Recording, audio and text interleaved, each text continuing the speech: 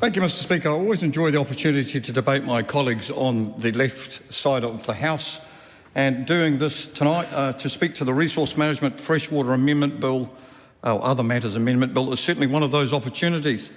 Mr Speaker, I don't enjoy conflation in this House, although I've just heard a fair amount of it. I've heard barriers to exploitation if somehow this government has hell-bent on destroying the environment. Mr Speaker, what we're trying to do is speak to pragmatism. And I just want to touch on previous remarks by the former Minister for the Environment, the Honourable David Parker, that did speak to a perceived animus that rural New Zealand had for that gentleman. I don't believe that is the case. I think the perceived animus, sir, was from farmers who were disgruntled by lawmaking that didn't understand causality, cause and effect.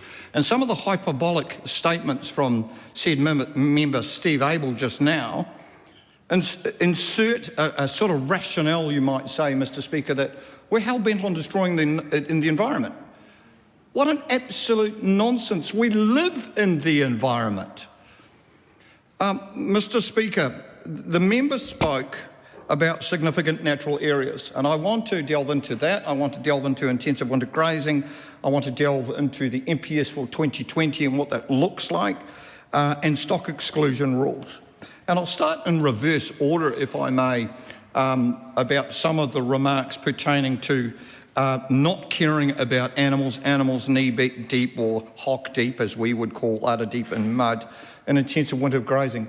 That is a reality, sir, in regards to the stock exclusion and intensive winter grazing legislation framework that we have proposed on this, that affords farmers a reality to feed their livestock, to mitigate concerns about animal welfare, feeding caloric value is what it's actually called, so we can introduce enough calories to our animals on a daily basis, because that part of the world doesn't grow at that time of the year. This is, let's debate this. So that member's made some pretty flippant remarks that we don't care about the animals, and I think that out of ignorance, I think was the terminology, that is a nonsense. MPS, when we are talking about fresh water, remarks about Te Mana Utuai. Now, if I can frame that for this House, when you're a farmer, when you're a rural person, you live in rural New Zealand, you hear all the time a hierarchy of obligations, what it means in rural New Zealand. And it's predicated on, in descending order, a set of thou shall not do, if you might like, Mr Speaker, principled on spiritual, then cultural, then economic. Well, I'm sorry, Mr Abel, and to others here, we're an economically hamstrung society. Rural New Zealand's the first to bear the brunt of this stuff. Legislators in this House come into my backyard and say, you can't do that. That is a nonsense. That is a nonsense. The mouldy of the life force of the water. Former Minister Parker mentioned that somehow it wasn't being exercised by councils. Councils can't even interpret this themselves. They're saying to us, they don't understand it. And it quite literally could mean changing a water course to alleviate, and some of the submissions we heard, changing the water course to alleviate said flooding is changing the mouldy or the life force of the water. And yet that member over there and others say that Te Mana Utuai is not a problem with the adherence to the hierarchy of obligations. Well, I wager anyone it absolutely is. Cultural, next. I'm sorry, but if we are in the red as farmers, we're certainly not in the black and white investing in the kind of things that Mr Abel asserts that we should otherwise care about. Stock exclusion rules and intensive winter grazing was canvassed ad nauseum in this select committee, and I just want to commend all my committee. They work collegially, they work hard, we debate the issues, and I think we represented New Zealand and our capacity pretty well. But I make a couple of observations, Mr Speaker. I'm a farmer. That is a practical reality of feeding animals in a part of the world that has limited growth at that time of the year. It is a nonsense that the members opposite would assert, former Minister Parker referenced this before, sedimentation loss. We as cow cockies, wool growers, farmers, everyday people, we talk about the top 4 inches. That is gold to us. I don't need to have evangelical sermons from said member lecturing me on how to plough a field. I do it, sir, daily. Why on earth would farmers in rural New Zealand want to see their sediment washed down a waterway?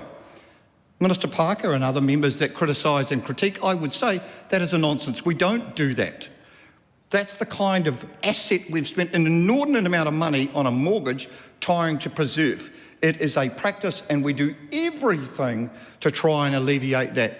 Riparian planting, buffer zones, minimum areas that we would not otherwise, you might say, harvest for winter grazing purposes or certainly cultivate. So sorry, sir, I maintain that some of your remarks are something of a factual nonsense. It's not actually something that we do. We live in the world of reality. Well, I'm sorry, Minister Parker, well, you and I certainly disagree on this one. And I just want to just tie off with a couple of other remarks, Mr. Speaker, if I can. When it came to significant natural areas, Minister Hoggart and I transgressed and talked about this ad nauseum, at length. It's something that farmers felt and took huge umbrage with. I have known and spoken to many people both in the submission process and post that, where they said whole areas of their farm were encapsulated in a significant natural area. Not parts of it, the whole blessed thing. Now you try and reconcile that when you're a rural New Zealander, when now the council has veiled the entire property of which you own a mortgage over and said, factually, the way you farm is going to have to change because it is deemed a significant natural area. That's why we changed the legislation. That's why this gentleman beside me worked so damnably hard to put some common sense back into the conversation, giving council that extension period so they wouldn't rush to judgment, they wouldn't create a significant natural area just because they could. They would actually ascertain, did it need to be done? Was it in fact something that otherwise would not need to be caught by the MPSIB? That's the kind of pragmatism that this country needs. We are economically depressed. I am tired as a rural New Zealander, having been beaten up by people that do not understand my life, that farming people are not being listened to. Causality, cause and effect. And I'll tie off with one other final remark. There has been assertions made that we have to do more to care for the environment, whether it's significant natural areas, whether it's issues to do with intensive winter grazing, whether it's to do with fresh water and the MPS for fresh water. All of the above is the kind of things that we as farmers, wool growers, cow cockies, we live with every day.